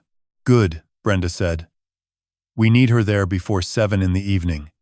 Shift change at 7:30 creates too much foot traffic. We want controlled conditions. She closed the folder and looked around the table. Everyone clear on their role. Kevin nodded. Natalie nodded. I looked at the panic button in my hand and thought about lying in a hospital bed, pretending to die, while the woman who tried to kill me sat beside me, smiling. One more thing, Brenda said. Her eyes were serious. If Jenna suspects anything, if she senses the trap, she may run, or she may escalate. We are prepared for both scenarios, but I want everyone to understand the risk. This woman has already attempted to end Mr. Mercer's life twice. She is not a person who hesitates. I put the panic button in my pocket. I understand the risk, I said. Brenda studied me for a moment. Then she nodded. February 13th, she said. Be ready. February 13th. 6:45 in the morning. I lay in a hospital bed on the 3rd floor of Atrium Health Mercy, staring at the ceiling tiles and listening to the rhythmic beep of a cardiac monitor I did not need. The room was dim. The blinds were drawn. An IV stand stood beside my bed with a saline drip connected to my arm. Purely cosmetic. The needle was in my vein. The fluid was real. But it was just salt water. Props for a performance. A nurse, the real kind, had helped set me up an hour earlier. She was one of 3 hospital staff who knew the truth. Everyone else on the floor believed I was a patient, admitted overnight with acute renal failure. My chart read the part. Elevated creatinine, declining GFR, oliguria. All fabricated. All convincing enough to fool anyone who glanced at the paperwork without digging deeper. Natalie was in the room next door. I could not see her, but I knew she was there, watching a live feed from 3 cameras hidden throughout my room. One behind the wall-mounted television, one embedded in the overhead light fixture, one in the smoke detector directly above my bed. Every angle covered. Every word captured. In the hallway, a woman in scrubs pushed a medication cart slowly past my door. She was not a nurse. She was Officer Dana Reeves, Charlotte Mecklenburg PD, 15 years on the force, trained in close-quarters intervention. Her weapon was concealed beneath her scrub top. She made eye contact with me through the open door and gave an almost imperceptible nod. A second officer, a man in his 40s wearing civilian clothes and carrying a laptop bag, sat in the waiting area at the end of the hallway. He looked like a family member waiting for news. He was not. The panic button was in my right hand, hidden beneath the thin hospital blanket. I pressed my thumb against its flat surface, without activating it. Felt its weight, its presence. One press and everything changes. At 9 o'clock, the plan began. Kevin was at home, alone. Jenna had left for work at 8. At 9:15, Kevin called her. I could not hear the conversation, but I knew the script. We had rehearsed it the day before in Brenda's office. Dad is in the hospital. They admitted him last night. His kidneys are failing. The doctors do not know why. They are running tests, but it does not look good. They said maybe 48 hours. Kevin's voice would tremble. That would not require acting. The fear was real, even if the crisis was not. He would sound like a man watching his father die. Because in some alternate version of this story, the version where I was not a pharmacist, that is exactly what would be happening right now. At 9:22, my phone buzzed with a text from Kevin. 2 words. She bought it. I exhaled slowly and set the phone on the bedside table. Now we waited. The hours passed with agonizing slowness. I lay in that bed watching the clock on the wall tick forward. 10, 11, noon. A lunch tray arrived that I could not eat. My stomach was in knots. Not from illness. From anticipation. I thought about what Brenda had said. People like Jenna talk. They cannot help it. They need the victim to know. I wondered if that was true. I wondered if Jenna would walk into this room and simply sit quietly, holding my hand, playing the grieving daughter-in-law. If she did that, if she said nothing incriminating, we would still have all the other evidence. The footage, the receipt, the poison. It would be enough. But a confession would end it. Cleanly. Permanently. No appeals. No technicalities. No defense attorney reframing the narrative. I thought about Susan. What she would say if she could see me now. Lying in a hospital bed pretending to die so that the woman who tried to murder me would incriminate herself. Susan would have hated this. All of it. The danger. The deception. The fact that our son had been dragged into something so ugly. But she would have understood why. At 3:15, Kevin texted again. She asked what hospital. I told her. She said she would come after work, probably around 6:30. 3 more hours. I closed my eyes and tried to rest.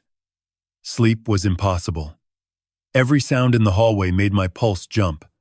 Footsteps, cartwheels, the murmur of voices. I kept my thumb on the panic button and breathed slowly, counting to 4 on the inhale, counting to 4 on the exhale, the way the counselor at the VA had taught Raymond 30 years ago, the way Raymond had taught me last week. At 6:15, my phone buzzed one final time. Kevin. She just left. 20-minute drive. I put the phone in the bedside drawer. I adjusted the blanket. I let my body go slack against the pillows, half closed my eyes, and made myself look like a man whose organs were shutting down. Pale, weak, barely conscious, dying.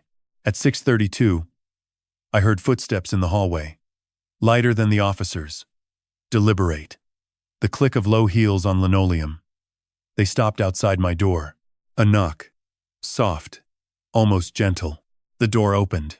Jenna stepped into the room carrying a bouquet of white chrysanthemums in one hand and her purse in the other. She wore a fitted black dress and low heels. Her hair was pulled back in a neat ponytail. Her makeup was fresh. She looked like a woman who had taken time to prepare for this visit, who had dressed for the occasion. She paused just inside the doorway, her eyes sweeping the room. The monitors, the IV, the dim lighting, me, lying motionless under the blanket with my eyes barely open. She took it all in, and then she smiled. It was small, brief, gone almost before it appeared. But I saw it. Through my half-closed eyes, I saw the corner of her mouth lift, a flicker of satisfaction that she smoothed over in an instant, replacing it with an expression of deep concern. She set the flowers on the bedside table and pulled a chair close to the bed. She sat. She reached out and placed her hand over mine, the one not holding the panic button. "Hi, Dad," she said softly. "I came as soon as I could. Kevin told me what happened. I am so sorry." Her voice was perfect. Warm. Worried. The voice of a daughter-in-law who loved her father-in-law. The voice of a woman who had not tried to kill him twice in 4 weeks. Her eyes moved across my face, studying me. Looking for signs. Checking. I kept my breathing shallow. My eyes unfocused. I let my hand lie limp beneath hers. And I waited. For 5 minutes, Jenna sat beside me in silence. Her hand rested on mine, cool and still. She did not squeeze. She did not stroke my fingers, the way a person does when they are genuinely worried. She simply held it there, like a prop, a piece of staging. Then she stood and walked to the door. She leaned into the hallway and caught the attention of Officer Reeves, who was pushing the medication cart past my room. "Excuse me," Jenna said. Her voice carried the precise calibration of polite concern. "I am his daughter-in-law. Can you tell me anything about his condition? What is the prognosis?" Officer Reeves looked at her clipboard. A practiced pause. "Mr. Mercer was admitted last night with acute kidney failure. His creatinine levels are severely elevated and his GFR is declining rapidly. The attending physician has him on supportive care." But she hesitated, as coached. "But what?" Jenna pressed. "At this stage, we are looking at approximately 48 hours. If the kidneys do not respond to treatment..." She let the sentence hang. Jenna nodded. Slowly, solemnly. And then it happened again. That micro-expression. That tiny lift at the corner of her mouth. There, and gone in less than a second. But the cameras caught it. I knew the cameras caught it. "Thank you," Jenna said.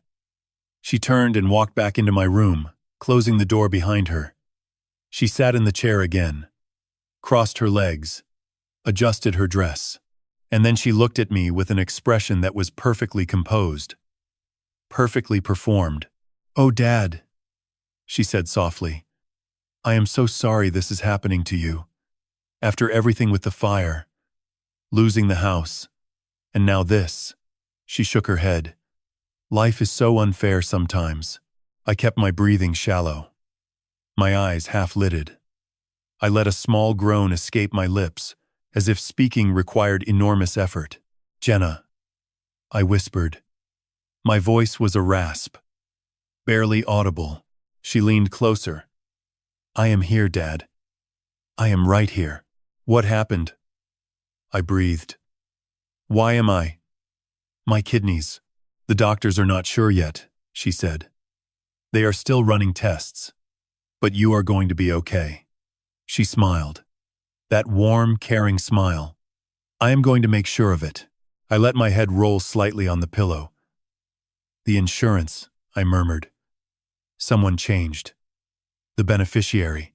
Jenna's smile faltered for just a fraction of a second. Then it returned, wider. Do not worry about that right now. Dad, that is nothing. Just paperwork. I closed my eyes, then opened them again. Kevin, I whispered. He would not come. When the house. He said he could not. Jenna's hand tightened slightly on mine. She was quiet for a moment. Then she spoke, and her voice was different now. Lower. Less performative. The mask slipping just a fraction. Kevin is going to be fine, she said.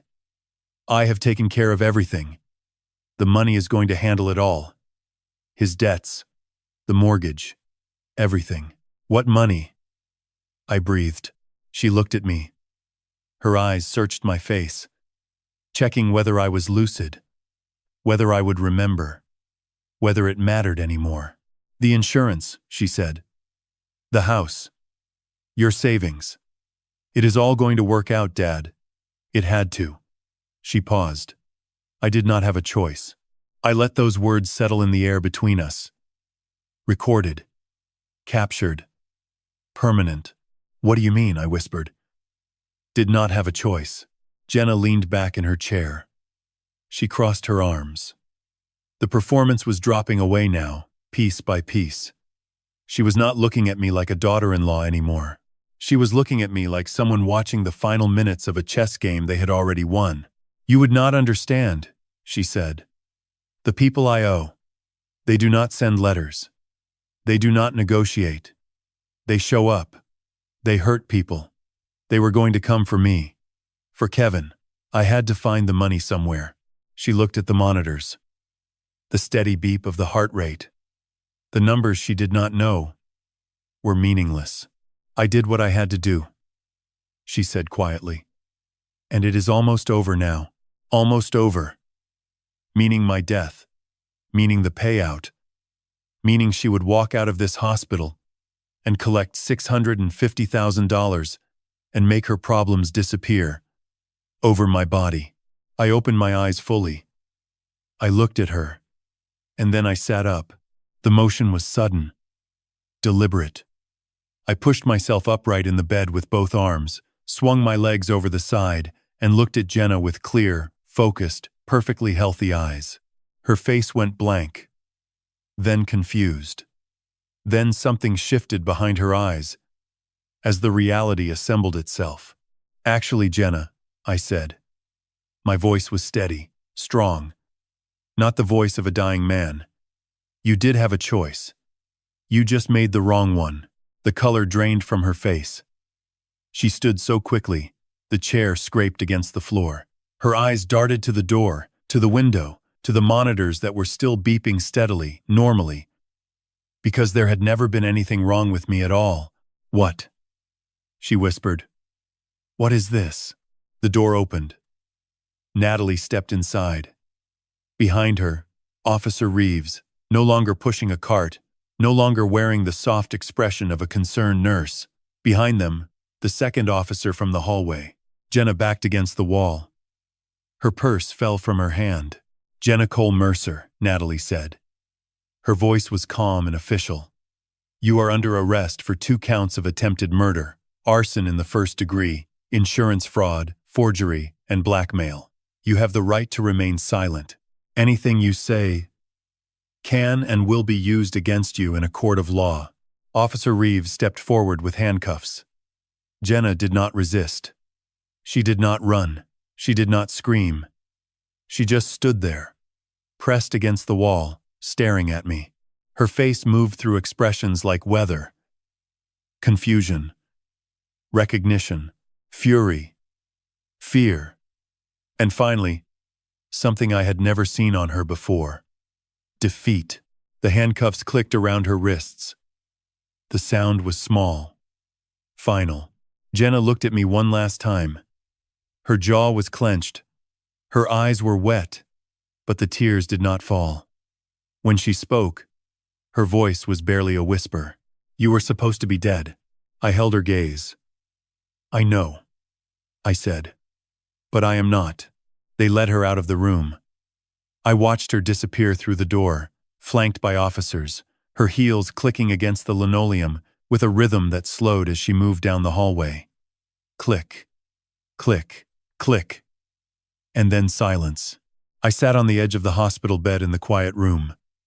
The monitors beeped. The IV dripped saline I no longer needed. The bouquet of white chrysanthemums sat on the bedside table, already beginning to wilt. I looked down at my right hand. The panic button was still there, pressed against my palm. I had never needed to use it. It was over. I found Kevin in the hallway. He was standing against the wall near the elevator bank, his arms wrapped around himself like he was cold. His face was gray. His eyes were fixed on the floor. He had been there the entire time, Natalie told me later, listening through the door, hearing his wife confess to trying to murder his father, hearing the handcuffs click, hearing her final words. When Jenna came around the corner flanked by the two officers, Kevin looked up. Their eyes met. The hallway was quiet. No one else was in sight except Natalie, who stood a few feet behind Jenna, watching. Jenna stopped walking. The officers paused, allowing the moment. She looked at Kevin, and her expression shifted from the empty defeat I had seen in the room to something sharper, harder. Recognition. "You told him," she said. Her voice was flat. Not a question. Kevin did not answer. He stood there, arms still wrapped around himself, and said nothing. His jaw was clenched. His eyes were wet. Jenna's mouth twisted. "After everything I did for us," she said, "after everything I was trying to fix, you told him." Still, Kevin said nothing. He just looked at her. And in his silence, I saw something I recognized. The final release of a man who had been holding his breath for months. The moment the fear stops because the worst has already happened. The officers guided Jenna forward. She did not resist. As she passed Kevin, she whispered something I could not hear. Kevin flinched. Then she was gone. Around the corner, into the elevator. The doors closed.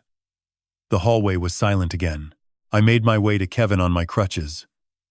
He was still staring at the elevator doors, as if he expected them to open again. As if she might come back. "Kevin," I said. He turned to me. His face was a mess of emotion. Relief and guilt and grief all tangled together. Impossible to separate.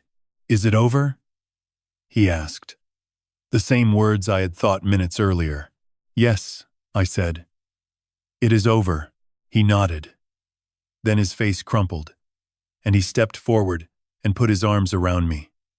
I held him there in the hospital hallway, my crutch leaning against the wall, my cast awkward between us. He did not cry this time. He just held on. Tight, like a man who had been drowning and had finally found something solid. Raymond picked us up at 8:30. The drive home was quiet. Kevin sat in the back seat, staring out the window at the passing streetlights. I sat in the front, beside Raymond. No one spoke. There was nothing to say that the silence did not already hold. At Raymond's house, Kevin declined coffee. He stood in the doorway of the guest room where I had been sleeping for the past month, and looked at me. "Dad," he said, "I do not know how to make this right." "You already started," I said. "Tonight." That was the beginning. He nodded slowly. Then he said goodnight and drove home to an empty apartment. The apartment he had shared with Jenna, until this morning, when the world was still intact, when he still had a wife. After Kevin left, I sat at Raymond's kitchen table with a mug of tea I did not drink. Sergeant lay at my feet, his old body warm against my good ankle. Raymond sat across from me, silent, waiting. He was good at waiting. I was thinking about Jenna, not with anger, though the anger was there, buried deep and heavy. I was thinking about who she was, who she had been before the gambling consumed her. She had been someone. Before the addiction, before the debts, before Marcus Webb and his threats, she had been a woman who went to work every day, who smiled at strangers, who charmed me the first time Kevin brought her home. She had been, in some version of her life, a person capable of decency. But addiction does not care about capability. It hollows you out. It replaces your priorities one by one until the only thing left is the need. The need to bet. The need to win. The need to chase the feeling that keeps receding. And when the money runs out and the threats begin, the need becomes something darker. The need to survive by any means available. I understood that. As a pharmacist, I had seen it hundreds of times. Patients who started with a legitimate prescription and ended up stealing from their families. Good people who became unrecognizable under the weight of their compulsions. But understanding is not the same as excusing. Jenna had been desperate. That was true. The people she owed were dangerous. That was also true. But desperation does not give you the right to take someone's life. Fear does not justify murder. Being trapped does not entitle you to trap others. She had choices. At every step, she had choices. She could have told Kevin about the debt. She could have gone to the police about Marcus Webb's threats. She could have declared bankruptcy. She could have asked for help. Instead, she chose to forge my signature. She chose to install an explosive device in my garage. She chose to send me poisoned whiskey designed to make my death look natural. She chose to blackmail my son into silence, using his own child as a weapon. Those were choices. Deliberate, sustained, calculated choices made by a woman who decided that my life was worth less than her debts. I could feel sorry for the addiction. I could acknowledge the fear, but I could not forgive the choices. Not yet. Maybe not ever. Raymond finally spoke. "You okay, Henry?" I looked at him. "I am thinking about Lily," I said. "My granddaughter, 4 years old. Her mother just got arrested. Her father has been a wreck for months, and she has a grandfather she has never met." Raymond nodded. "One thing at a time," he said. He was right. The trial would come. The sentencing would come. Kevin's future would need to be sorted. But underneath all of it, beneath the legal proceedings and the evidence and the courtroom drama, there was a little girl in Concord, North Carolina, who did not know I existed, one thing at a time. But I knew which thing I wanted to get to most. The trial began on the first Monday of March. Mecklenburg County Courthouse. Courtroom 4B. Second floor. High ceilings, wood-paneled walls, fluorescent lights that hummed faintly overhead. The kind of room designed to make everything that happens inside it feel permanent. I sat in the front row behind the prosecution's table every day for 2 weeks. Raymond sat beside me. Kevin sat alone, 3 seats to my left, close enough to touch but separated by something invisible, something we were still learning to bridge. Jenna was brought in through a side door on the first morning. Orange jumpsuit, hands cuffed in front. Her hair was pulled back, no makeup, and she looked smaller than I remembered. Thinner. The 2 months in county lockup had taken something from her. She sat beside her public defender, a young man in his 30s who looked overwhelmed by the weight of what he was trying to argue. The prosecutor was a woman named Catherine Hale, mid-50s. Silver streak in her dark hair. A voice that filled the courtroom without effort. She stood before the jury of 12 and laid the case out with the precision of a surgeon. "Ladies and gentlemen," she began, "this is not a complicated case. This is a case about choices. Jenna Cole Mercer owed $89,000 to dangerous people.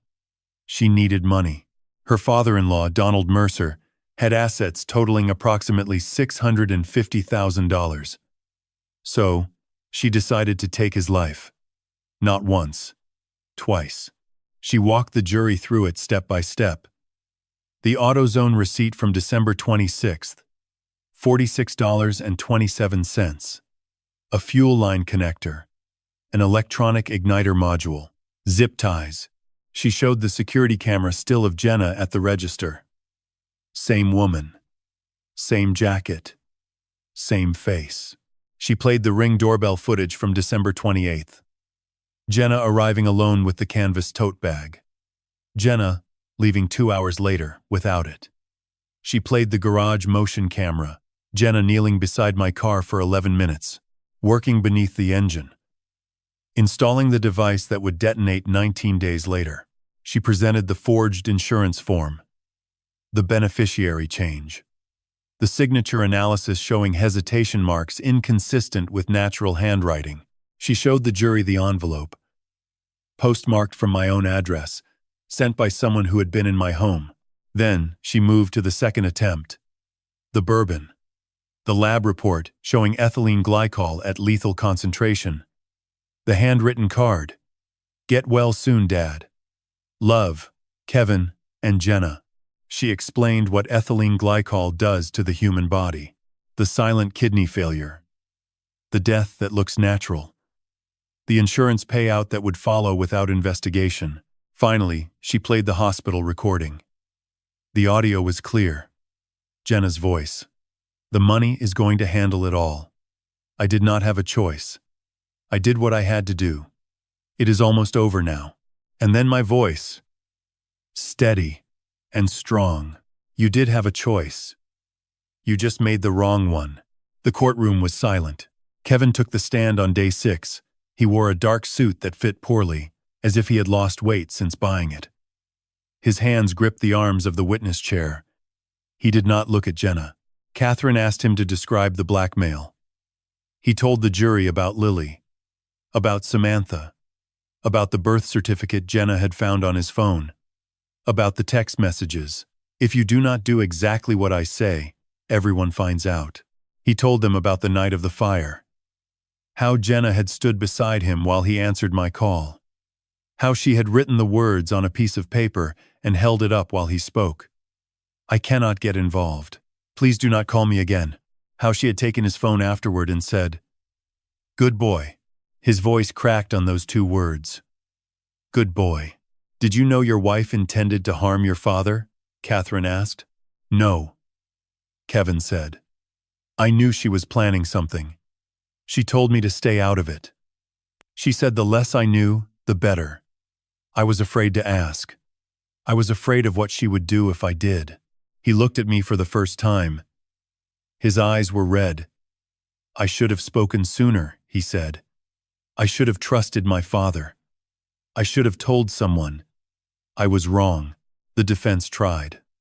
The public defender argued diminished capacity. Gambling addiction as a mitigating factor. The threats from Marcus Webb as coercion. He called a psychologist who testified about the neurological effects of compulsive gambling, the way it rewires the brain's decision-making pathways, the way it creates tunnel vision, where only one outcome seems possible. Catherine's rebuttal was brief and devastating. Gambling addiction is real, she said. It is a disease. But diseases do not install explosive devices. Diseases do not forge signatures. Diseases do not mail poisoned whiskey. Those are choices. Conscious, deliberate, repeated choices made over weeks and months. The jury deliberated for 5 hours. When they returned, the 4-person stood.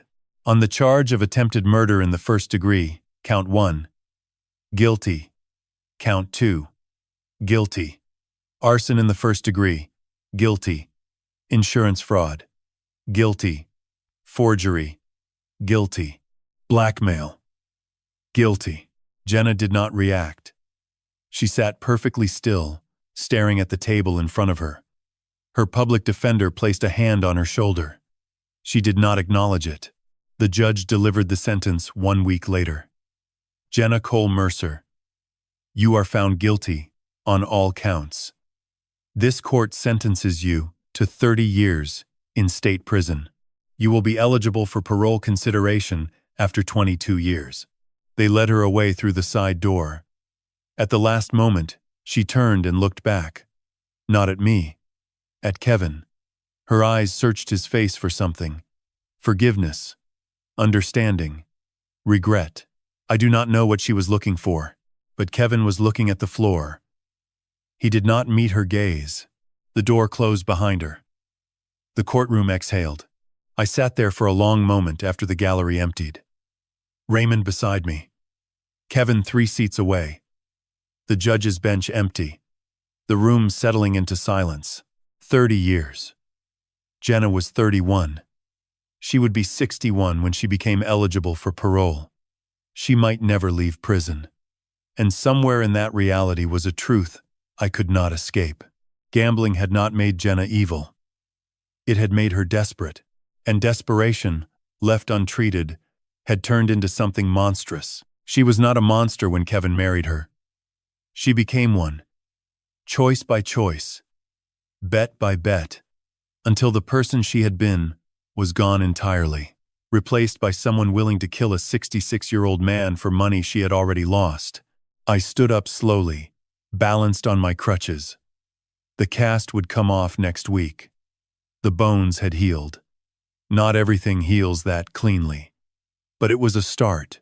3 months after the trial, on a warm Saturday morning in the middle of April, Kevin pulled into Raymond's driveway and honked twice.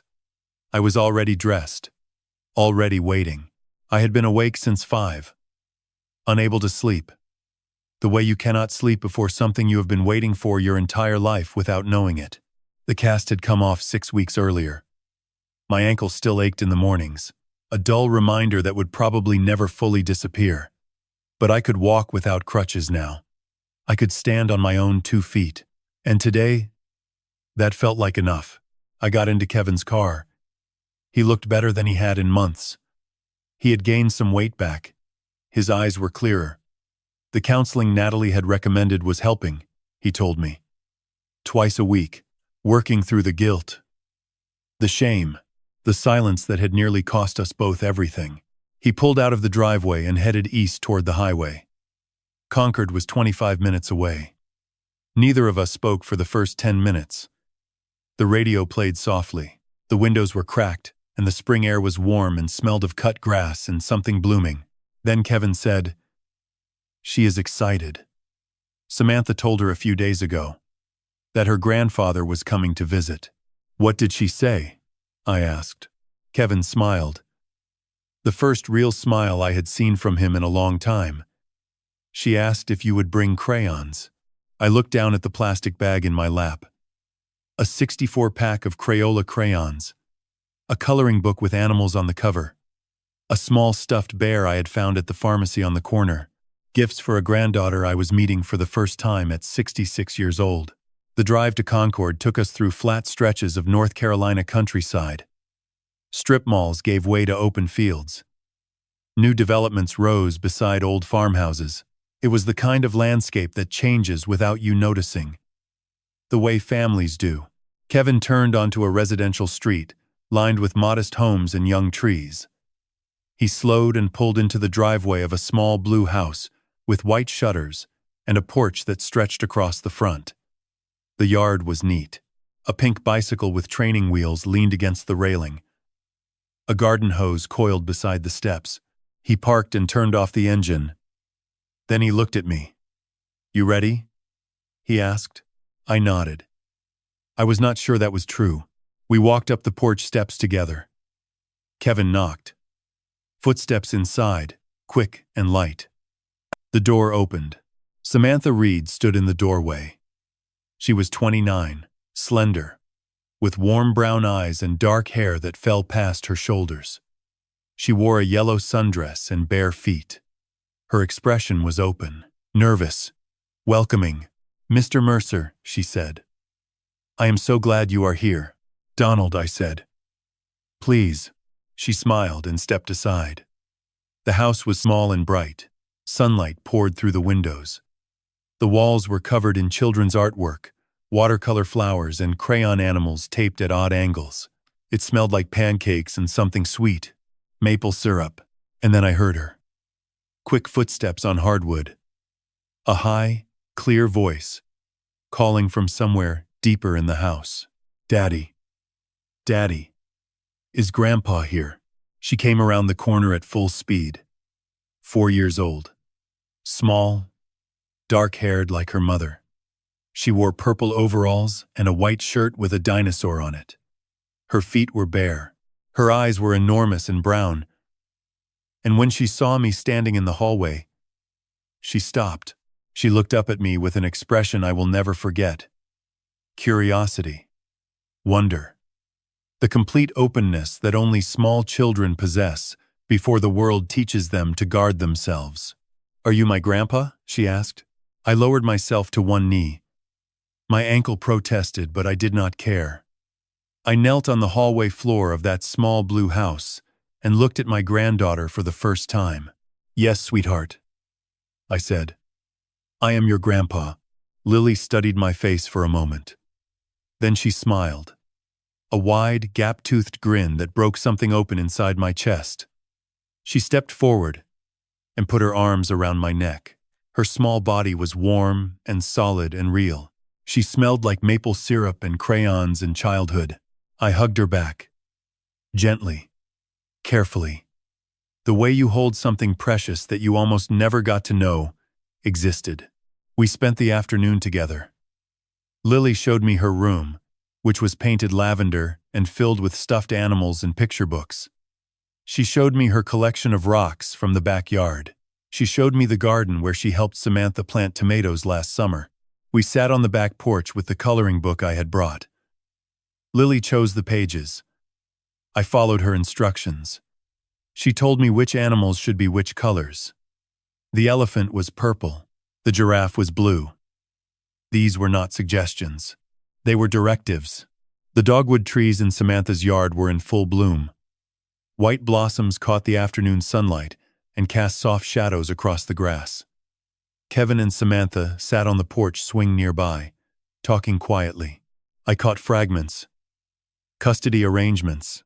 Schedules. The future. At some point in the late afternoon, Lily climbed into my lap and handed me a piece of paper. A crayon drawing. 3 figures holding hands. A big one on the left. A medium one in the middle. A small one on the right. The big one had gray scribbles on top of its head. Hair, I realized. Gray hair. Mine. This is us, Lily said. Grandpa, Daddy, and me. I held the drawing in my hands and looked at it for a long time. 3 stick figures. 3 people connected by simple lines that meant everything. I thought about all the moments that had led to this one. The fire. The fear. The frozen lawn. The 43-second phone call. The forged signatures and poisoned whiskey and handcuffs clicking in a hospital room. All of it had led here. To a Saturday afternoon in a small house in Concord.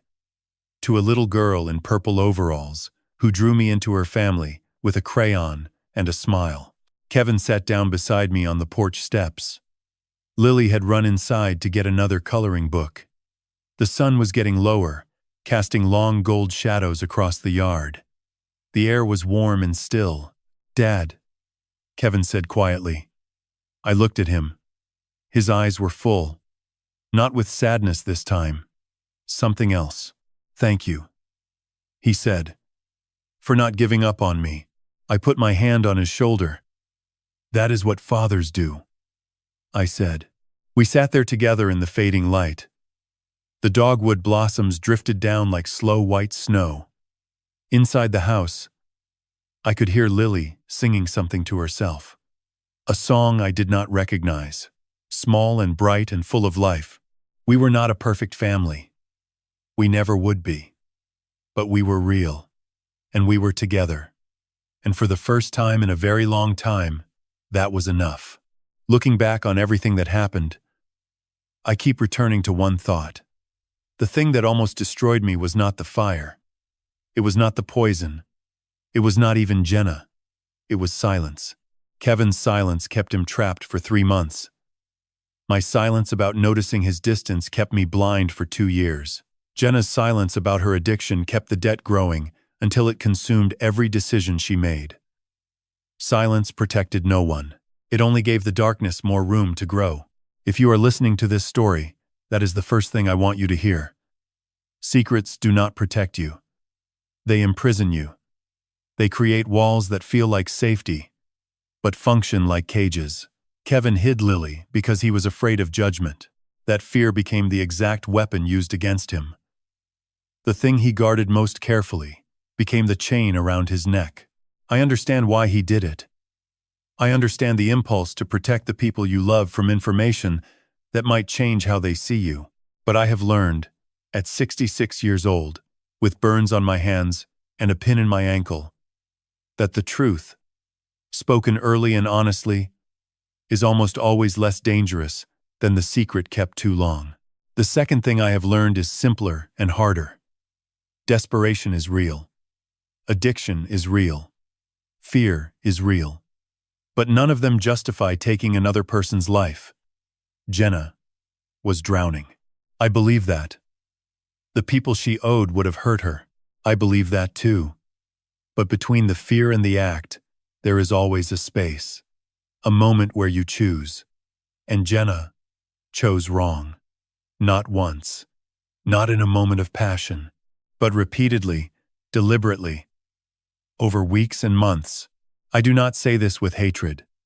I say it with clarity. Because the world will always present you with situations where doing the wrong thing feels like the only option. It never is. There is always another door. You might not like what is behind it. It might require humility or courage or the admission that you have failed. But it is there. And choosing it, even when it costs you everything, is what separates the person you are from the person desperation wants you to become. The third lesson is practical. Trust the people you love, but verify the things that protect you. I trusted Jenna in my home for 2 hours without a second thought. I trusted that my insurance documents were safe in a filing cabinet. I trusted that my son's marriage was healthy because he said he was fine. Trust is beautiful. Trust is necessary. But trust without awareness is vulnerability. Check your documents. Know who has access to your accounts. Pay attention when someone you love starts pulling away. Ask the uncomfortable questions. Do not assume that peace means safety. And the fourth thing, the thing that saved my life. You never know which skills will matter most. I spent 30 years behind a pharmacy counter, counting pills, reading prescriptions, mixing compounds. It was quiet work. Important but unglamorous. I never imagined that the ability to identify a chemical compound by smell would save me from a poisoned bottle of bourbon on a Saturday afternoon. Every skill you build, every hour you invest in your craft, every piece of knowledge you accumulate, it stores itself inside you like a savings account you cannot see. And one day, when you need it most, it pays out in ways you never predicted. So do the work. Learn the trade. Master the small things. Because the small things, 30 years of them, kept me alive. I want to say one more thing. About forgiveness. I forgave Kevin. Fully. Completely. Not because what he did was acceptable, but because I understood why he did it. He was afraid. He was trapped. And when the moment came, when I showed him the truth and gave him the chance to choose again, he chose right. He stood up. He helped me. He testified. He faced the consequences of his silence with more courage than most people could manage. Forgiveness is not pretending the harm did not happen. Forgiveness is choosing not to let it define the future. It is clarity. It is the decision to build forward instead of burning backward. I chose to build. I chose Kevin. I chose Lily. I chose the family we are becoming rather than the family we failed to be. I think about Susan often, every day. I think she would be proud of Kevin for finding his way back. I think she would have loved Lily instantly, the way grandmothers do, with a fierceness that needs no introduction. I think she would have sat on Samantha's porch with a glass of iced tea and said, "See, Henry, I told you. We always figure it out." I asked God in my lowest moment, not for vengeance, not for justice, not even for safety. I asked for wisdom, the wisdom to see clearly when everything around me was smoke and lies. And I believe He answered, not with thunder or miracles, but with the quiet gifts I already had. A trained nose, a good friend, a son who, underneath the fear, still loved his father. I asked again, weeks later, for the strength to forgive. And that was harder. But it came. Slowly. The way mornings come after long nights. And I asked one more time. On a Saturday afternoon in Concord, kneeling on a hallway floor with a 4-year-old girl's arms around my neck, I asked for gratitude. Because in that moment, holding Lily for the first time, smelling maple syrup in her hair, hearing her call me Grandpa, I understood that I had been given something most people never receive. A second chance I did not earn. A future I almost never reached. If this story reached you, if any part of it sat heavy in your chest, or reminded you of someone you love, or made you think about the silence you have been keeping, I want to hear from you. Tell me in the comments. What would you have done? What secret have you been carrying that might be lighter if you set it down? And if you know someone who needs to hear this, someone who is isolated, someone whose family has grown distant in ways they cannot explain, share this with them. Sometimes the story that saves a person is not their own. It is someone else's, arriving at exactly the right moment. Thank you for staying with me until the end. I mean that.